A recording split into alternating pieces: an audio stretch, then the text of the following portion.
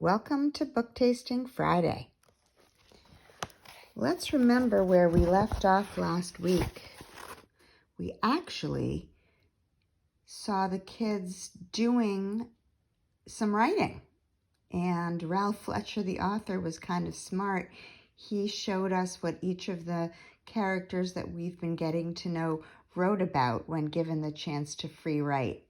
Also, these kids were looking at a sign on the wall that talked about what stories do and include.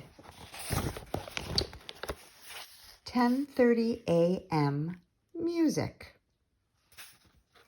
Are we going to do a share? Vicky asked. Can't, Jordan said, pointing at the clock. Computer lab? No, we did computer lab yesterday, Karen said. Music. Fact, Christopher said. We'd better go before they come hunting for us. Just go? Jasmine asked, with no teacher. You don't think that's sort of obvious? Not if we're super quiet in the halls, Karen said. Yes, Miss Ballard, sir, Christopher said. He saluted her smartly. Very funny, Karen retorted. Hey, I mean it. We've got to make zero noise or somebody's going to notice. We've got to be invisible. Better suck in your gut, Bastian said, nudging Missy. Leave her alone, Rhonda said, smacking him on the arm. I was just kidding, Bastian said. Can't you take a joke? It's not funny, you idiot. Quiet, Karen said. The kids filed out of the classroom. Rachel walked along the hallway of polished linoleum, long and perfectly smooth. For a miniature airplane, this hall would make a perfect runway for taking off or landing. She watched the line of students ahead of her. They all kept their eyes facing straight ahead as they filed down the hall. Even their footsteps seemed strangely muted as they moved over the linoleum, past the other 3 sixth-grade classrooms and down the stairs. The column made a smooth right onto the central corridor, and then another right into the all-purpose room that was used for music. Inside, Mrs. Ickerangill, the music teacher, was waiting for them at the piano. She was a stocky, red-faced woman wearing glasses and a button that read, Music is my life. Welcome, she said. Please take your places, boys and girls. Chop, chop. Come now. We don't have much time. Class 238 assembled on the riser, sopranos to the left, altos to the right. Rachel had no intention of singing, but she took her place with the altos as she always did. Wedging herself between Missy and Jasmine, Rachel got a mental image of Tommy Feathers, face bright and eager, singing in last year's winter concert. He sure loved to sing. It didn't seem to matter to him in the least that he couldn't carry a tune in a bucket, as they say. Mrs. Ickerangill played a few piano notes to the song, a stirring melody with lyrics taken from the poem on the Statue of Liberty. Rachel stood quietly as the kids began to sing around her. Today their voices combined to make a clear, strong sound. Give me your tired, your poor, your huddled masses yearning to breathe free. The wretched refuse of your teeming shore.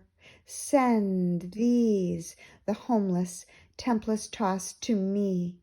I lift my lamp beside the golden door. Wonderful, Mrs. Ickerangill cried. She sat up and looked at them, surprised. You've got spirit today. You've got juice. Again, let's take it from the top. They sang it again, and the song sounded even more beautiful than before, so much so that Rachel could feel the beginnings of a sound rising from some deep, buried place at the bottom of her chest, itching to join in, and it was everything she could do to keep that sound down. 11:13 a.m. Snack. Back in room 238, kids took out their snacks along with their math books. In her backpack, Rachel found carrots and, yes, a bag of vinegar and salt-flavored potato chips. She knew the chips were bad for her, full of fat laced with chemicals and dye, almost green-colored, but she didn't care. And today Mom had given her an extra-large bag. She opened it, took out a bunch, and offered it to Missy. "Oh, I can't," Missy sighed. "My mom's got me on another diet." Rachel glanced beyond Missy's desk to where Sean was sitting. She noticed that today there was no snack on his desk. While the kids around him chatted and ate, Sean busied himself with rummaging through his desk. Rachel looked at Missy, offered the bag of chips, and motioned with her eyes at Sean. "Oh, yeah, sure," Missy said, taking the bag from Rachel. "Hey, Sean, you want some of these?" From Rachel. "Thanks," he mumbled. He took a bunch of chips from the bag and passed it back to Rachel. A month ago, Rachel had had to meet with the school psychologist during snack time. She'd bring a small bag of carrots or celery and sit outside Mr. Snickenberger's office until he called her to come in. He was a tall, bearded man who wore a bright, ugly ties, but he always had a fresh bowl of salt and vinegar potato chips on his desk. He'd munch those chips while he asked questions. "How would you describe your relationship with your mom? How long have your parents been divorced? Did you become interested in flying around the time when your father moved out? How did you feel about Tommy Feathers? And how do you think he felt about you? Did he ever touch you or try to kiss you?" Sometimes she'd answer his questions with written notes, but mostly she just listened, nodded, or shook her head, and savored those chips, the delicious chemical tang they left on her tongue. "I don't like him," she wrote to her mother one night while sitting at the kitchen table. "Why not? Can't stand those gaudy ties? He gives me the creeps. He acts like he knows stuff about me I don't know." Mr. Snickenberger was pleasant with her for the first few weeks, but as time passed, he began losing patience with her silence. One day he asked her a series of questions, and when she didn't reply, the man suddenly exploded. "I'll tell you what I think," he said with an angry face. "I think your obsession with flying is your attempt to fly away from your problems. Well, it won't work, young lady. One thing you need to learn is you can't run away from your life. That's a lesson you'd better learn sooner than later." That marked her last session with Mr. Snickenberger. But even though she stopped seeing him, she had no intention of giving up those salt and vinegar potato chips. Now she took one last handful of chips and passed the bag to Missy with a gesture that said, "Finished." "Here," Missy said, handing the bag to Sean. "You can have the rest." Rachel saw the pleasure in Sean's eyes and was glad she'd left him alone. 11:18. Visitors. "Let's put some music on," Christopher said. "Yeah, rock and roll." "Better rock quickly," Karen told him, "unless you want a bunch of teachers crawling all over us." "This is stupid," Bastian said. "We've got no teacher, but we're sitting here doing geometry. We're acting like we're on detention. Let's do something. Who's stopping us?" "You." Knock, knock. Rachel stared at the door. When it opened, Katie Brett sailed into the room. Katie was in Miss Riley's class. She was dressed in a blue jumper with matching blue socks and a tiny blue ribbon in her blonde hair. Katie seemed a little bit preppy, perfect posture, every hair in place. But everyone agreed that she was a talented actress. She had already appeared in 2 commercials. They were dumb commercials for laundry detergent, but still, she had been on TV. "Mrs. Riley needs the book club order," she said. "Okay," Karen said, taking a large envelope off Mr. Fabiano's desk. "Here you go." "Where's Mr. Fab?" "He's out at the moment," Karen explained. "Out?" Katie glanced around the classroom. "Yeah, we're supposed to have a sub," Tim explained, "but the sub didn't show up either. We're sort of just winging it today." Bastian elbowed Tim hard. "Yeah, right," Katie said. With a toss of her blonde hair, she breezed out of the room. "That was stupid," Jasmine told Tim. "Extremely stupid. I mean, why not just announce it to the whole school?" She didn't believe me, Tim said, giggling. Did you see that? She didn't believe me. It's just too unbelievable. Another knock on the door, louder this time. This time, Morgan Hoshagen strolled in. He had a crew cut and an Orlando Magic t-shirt. Morgan's father ran the local funeral home. Morgan was so small he looked more like a fourth grader than a sixth grader. Mr. Fab, he asked, glancing around. He's not here, Karen said smoothly. You got a sub? Morgan asked, still looking. What do you need? Karen asked him. Hey, where is everybody? Morgan asked. His eyes darted from one side of the room to another, and he looked so funny Rachel had to work hard to squelch a smile. Karen giggled, and a few other kids joined in. We're all here, Jasmine said. Alone. Fact, Christopher said. Yeah, right, Morgan smiled. You lie. You're right, it's a lie, Karen said. So what do you need? Are you guys really alone? Morgan asked. The sub never showed up, Karen explained, nodding calmly. Guess they figured out we didn't need any teacher today. As it turns out, they're right. Morgan stared at her. He knew Karen was not the kind of girl who went around making up stories. His impression slowly changed from skepticism to wide-eyed disbelief. Really? He looked out at the class. You guys got nobody here? You didn't tell anybody? You tell anybody and you die, Rhonda told him. This is so cool. Morgan leapt up onto Mr. Fab's desk and started doing a fast boogie-woogie.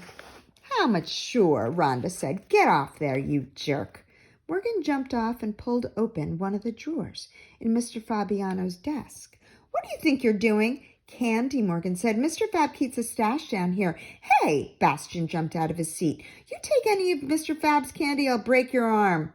Okay, Morgan said, holding up both hands, palms out. He picked up a shiny rock on Mr. Fabiano's desk, a cubic piece of pyrite, and tossed it into the air. Rachel drew a quick, sharp breath. That had been Tommy Feather's favorite rock. Put that down, Missy said. Geez, Morgan said, you guys sure are jumpy today. We don't like other people messing with our stuff, Bastian said.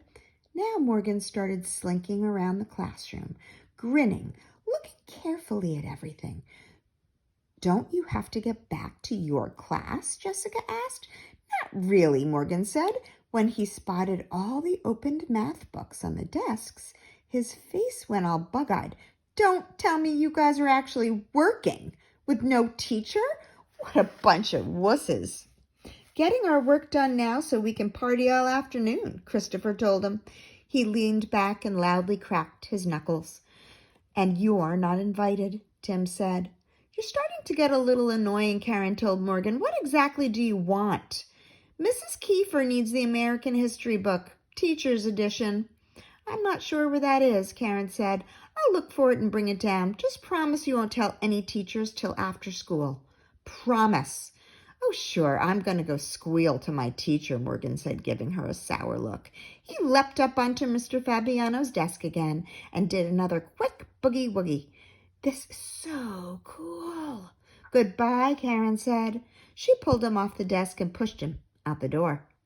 Jasmine had to search all through the supply closet before she finally dug out the history book. Here it is, she said. Without a word, Sean O'Day got up and took it from her. I'll bring it, he said softly. Okay, Jasmine said. Sean's stomach felt queasy, with those vinegary potato chips on top of the soda on top of the candy bar. Maybe a walk would help settle it down before he got a hot meal at lunch. Usually Sean got a special feeling, a peculiar kind of airiness whenever he left a classroom to walk in the halls. Sean loved those few minutes when you could go on your own to the bathroom. Those were the only moments in the whole school day when he felt really free, unseen. He always made a point of walking slowly, trying to make those few moments of school freedom just as long as possible. But today, leaving the class was different. He left a classroom where no teacher was watching and went out into the halls where a teacher might see him. It felt strange, and he walked faster than usual, to Mrs. Kiefer's classroom. He knocked. Mrs. Kiefer was standing at the blackboard. "Here," he said, handing her the history book. "Tell Mr. Fabiano thank you," Mrs. Kiefer said. She was a thin woman with a pasty complexion, and she didn't look particularly happy. He was glad he had Mr. Fab for a teacher. Sean nodded.